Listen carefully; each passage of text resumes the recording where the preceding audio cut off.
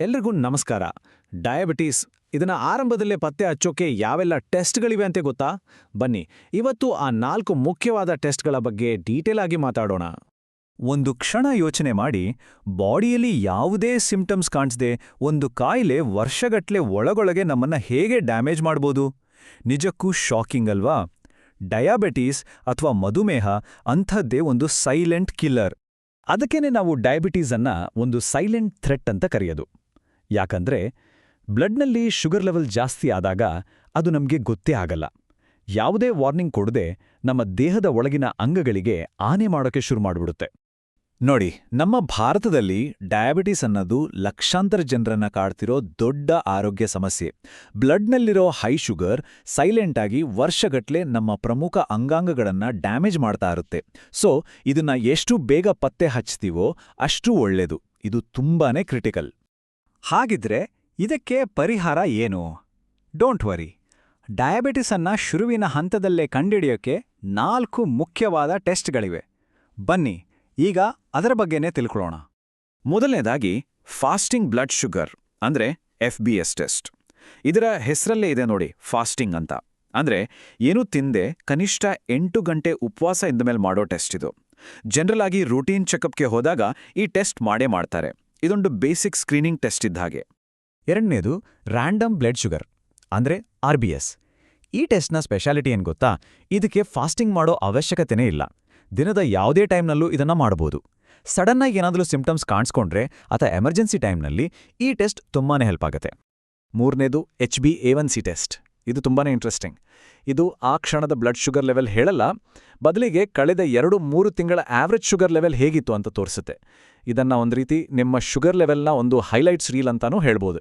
Long ಟರ್ಮ್ನಲ್ಲಿ sugar control ಹೇಗಿದೆ ಅಂತ ತಿಳ್ಕೊಳ್ಳೋಕೆ ಇದು ಬೆಸ್ಟ್ ಟೆಸ್ಟ್. 4ನೇ ಮತ್ತು ಕೊನೆಯ test oral glucose tolerance test, short ಆಗಿ OGTT.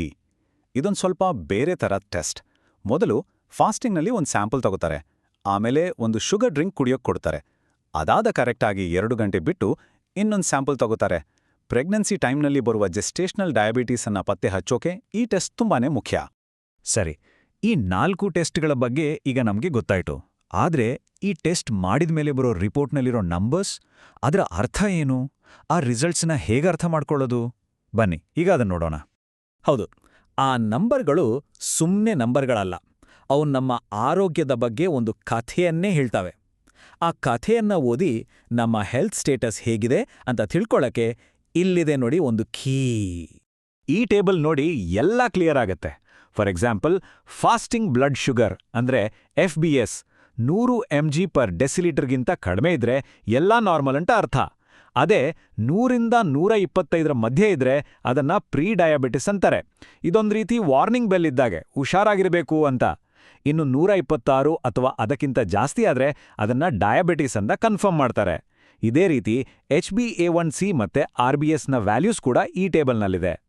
ನೋಡಿ, ನಾರ್ಮಲ್ ಮತ್ತು ಪ್ರೀ ಡಯಾಬಿಟೀಸ್ ಸ್ಟೇಜ್ ನಡುವೆ ಇರೋ ಲೈನ್ ಇದೆಯಲ್ಲ, ಅದು ತುಂಬಾನೇ ತೆಳುವಾದ್ದು.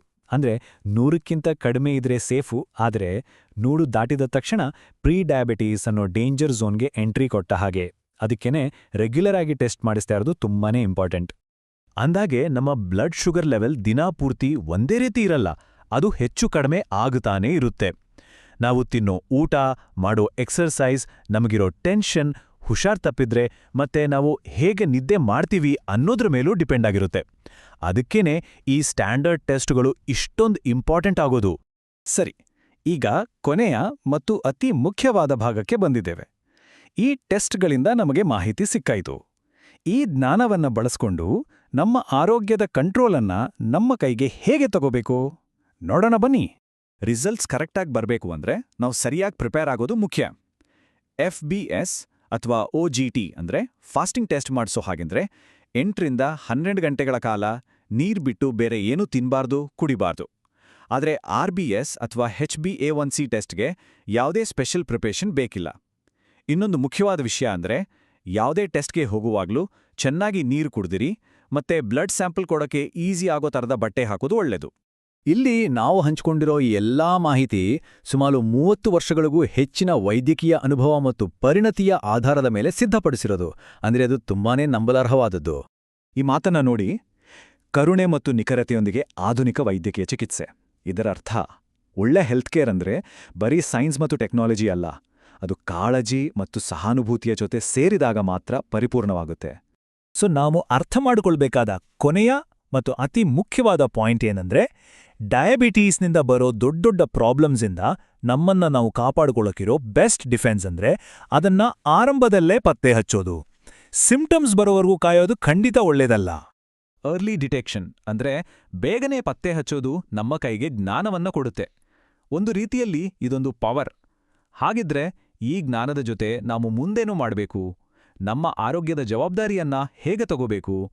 ಇದು ನಾವು ಯೋಚಿಸಬೇಕಾದ ಪ್ರಶ್ನೆ.